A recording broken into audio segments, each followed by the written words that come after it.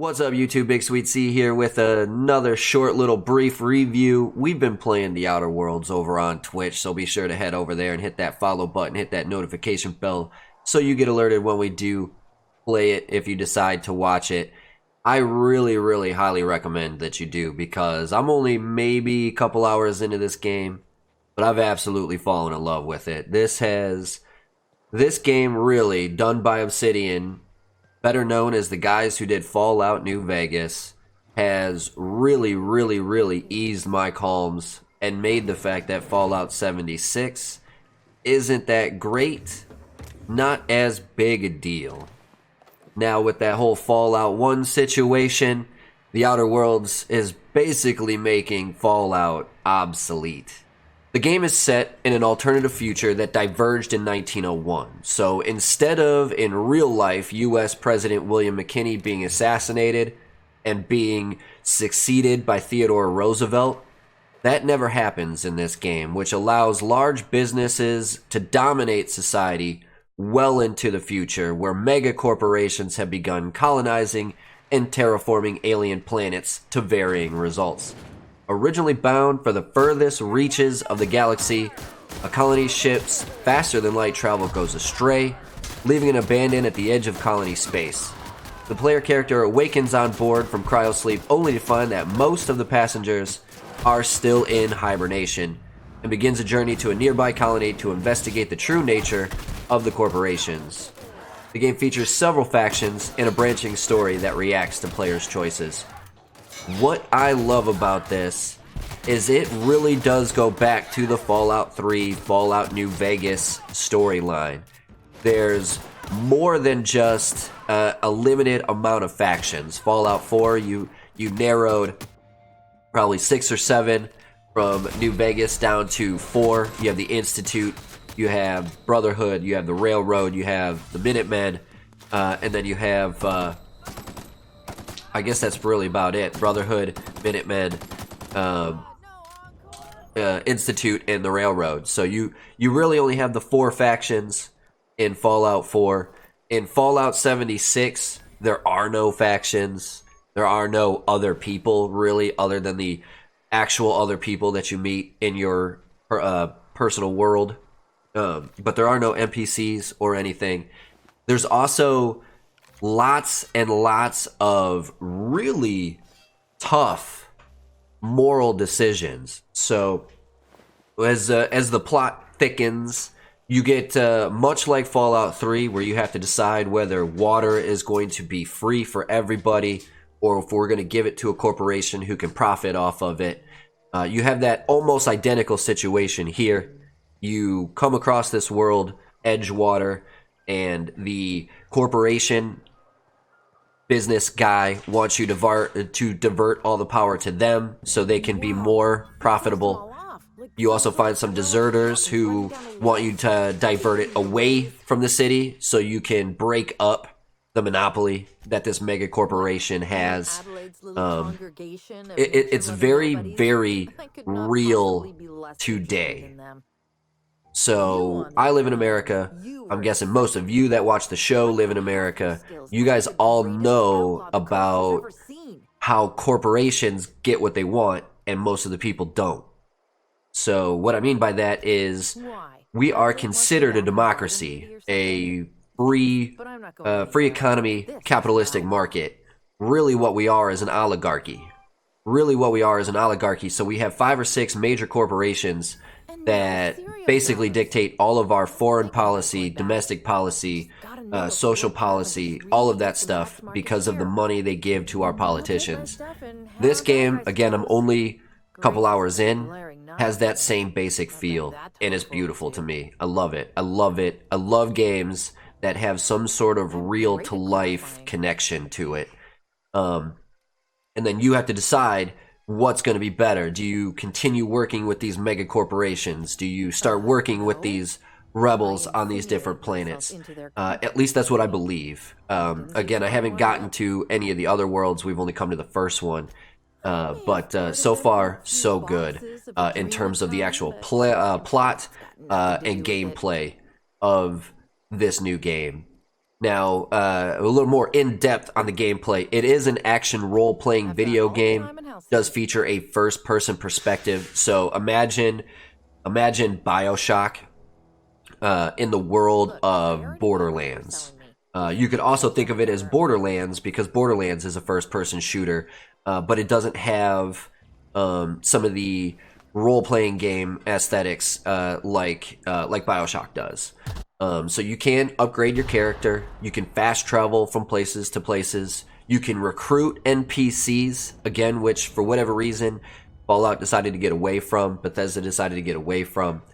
Player can encounter and recruit non-character players as companions.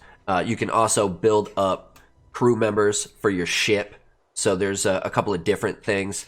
They also come with their own personal missions and stories.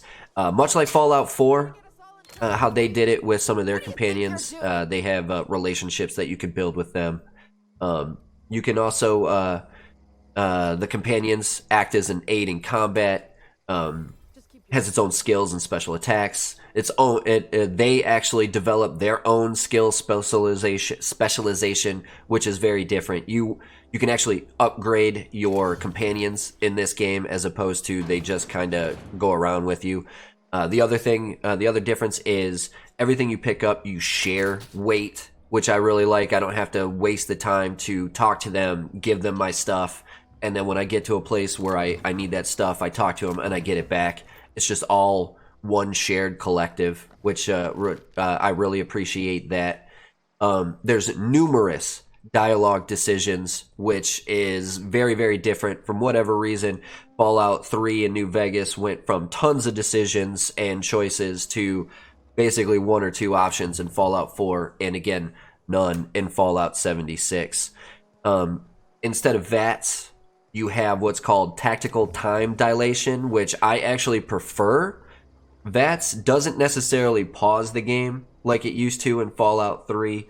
In Fallout 4, it is still just a really, really slow time. But the cool thing about this is there is no targeting aspect. You don't select an arm or a head or the chest or whatever. It's a first-person shooter type thing, and the tactical time dilation slows it down, but you still have to aim and fire, which I actually really, really like that more than I do the VAT system. Don't get me wrong, I like the VAT system in Fallout 4. I think it works for that game. But this new wave tactical time dilation tends to give you more of a realistic feel to it, because it just slows down time and you don't get to choose where you're shooting. You still have to aim and shoot. It gives you time to think about where you want to aim and shoot, but it seems more realistic without picking and choosing and without it basically stopping time when that happens. So your character develops a little bit differently. So for up to 50 in each category, you have basically a bulk selection. You've got stealth, you've got dialogue, you've got melee, guns. And then in those kind of mini plots, you then have individual statistics for, say, long guns or heavy guns, which when they reach level 50, you can start putting points into them individually. But at first, it's more of a package price that you invest into, which is very different, but at the same time hasn't hindered me from developing in certain areas, which is pretty cool. So it does kind of give you a reason to develop perks and abilities that you probably wouldn't normally invest in, which I kind of like. I kind of like that because it gives you a little bit more well-rounded experience as opposed to playing the same way every single time. So I really, really, really appreciate that as well. The reception has been okay. The Outer Worlds received generally favorable reviews from the aggregator Metacritic. Wasn't fantastic. 82 out of 100 on PC, 86 out of PS4. 85 out of 100 on Xbox One. In my opinion, the 2, 3, 4 hours that I've played, I would give it a 90 at least, because it's been absolutely fantastic. This is a fantastic game by Obsidian, and now here comes the point where it gets to me, because if you don't know, Obsidian was the company that was subcontracted by Bethesda to make Fallout New Vegas. Fallout New Vegas is still generally considered probably the best Fallout game. Now, I personally like Fallout 4 quite a bit. I've been severely disappointed with Fallout 76 and the future plans for Fallout 76, the way they seem to be implementing them. I have, from the get-go, been on Bethesda's side, giving them an opportunity to say, hey, you know, give it some time, let the game develop itself, let players get into the world, let the bonus DLC and everything come out, and then let the game really manifest itself before you give it a final once off. And the problem with that is Bethesda keeps coming out with all of this ridiculous trash ideas like Fallout 1 subscription, and not doing anything to address the fact that their game is fucking garbage. So that really disheartens me, and I'm gonna issue a little warning. I had said this on the last stream, but the truth of the matter is, The Outer Worlds is fan-fucking-tastic. You can get it for free right now if you have Xbox Game Pass or Game Pass Ultimate. I'm using the Game Pass Ultimate to play it on PC. If you have Game Pass, you can get it on Xbox for free. But Microsoft bought Obsidian, and it looks like Microsoft is letting Obsidian do basically whatever they want. And Obsidian is coming out here and showing Bethesda that Bethesda is not the only company that can make a quality video game. So if Bethesda doesn't look at this and immediately go, we need to switch up our strategy and start focusing on the game itself again, as opposed to ways to nickel and dime the shit out of all of our fans that are still around, Bethesda is going to be obsolete really, really quickly. Obsidian is going to take them out. They're going to push them to the side, and gamers are going to go, Bethesda, you didn't offer me anything, and Obsidian made a better game than you did in the first place. Fallout New Vegas is better than Fallout 4. New Vegas is definitely better than Fallout 76. So Bethesda better wake the f up, or Obsidian is going to push them out of business. Now, Bethesda will still have, everybody still plays Fallout 3, Fallout New Vegas, to some extent Fallout 4, we play it, I love it, I love Fallout 4. But the truth is, The Outer Worlds has made Fallout irrelevant. And Bethesda better open their eyes and acknowledge that and get back to what created them in the first place. Get back to what made them the go-to company for open world action RPGs. But I don't see it happening. I don't see Bethesda waking up in time. I don't see Todd Howard stepping down from his pedestal, his soapbox, his out-of-touch reality, to even acknowledge the fact that there could be another company that does what they do better than what they do. I don't see it. I think Fallout's still gonna nickel and dime the crap out of everybody. They're gonna dwindle down what's remaining of that fan base, and thank the Lord we have Obsidian Entertainment to pick up the slack, because Obsidian knocked it out of the park with this game so far. Now, if I get to the next world or the world after that, and all of a sudden the game starts getting boring and stupid and there's nothing to do, maybe we come back and reassess the initial evaluation.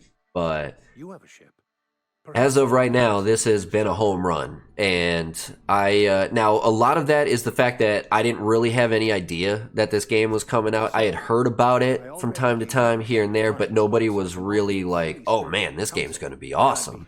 I didn't even see a trailer for it until the day it released, and then I had no idea that Microsoft had bought Obsidian and were giving this game away with Game Pass to all of those who had it. So I maybe part of it is the fact that I wasn't expecting anything to come out like this, and because it did, it's infinitely better than what it probably really is, in all seriousness. But the truth is, regardless of whether the initial love of this game is going to wear off in time, I don't think it is. I've had so much fun playing this game that I've gone in, I've just kind of explored around as well, not necessarily doing anything, just kind of looking at the world. The world is freaking beautiful.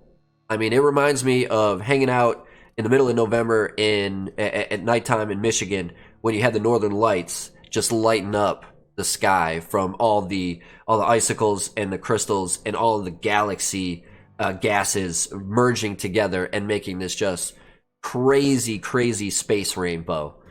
The colors in this game are so vivid. The planet that you're on, it looks incredible. The grass is so green, but then you also have these white lilies that just pop up, and they just pop out. You know, like it looks like you're walking through this poppy field. The colors are such a great contrast. It makes you think of like BioShock or Borderlands with that kind of steampunk style, but it's not steampunk. It's its own thing.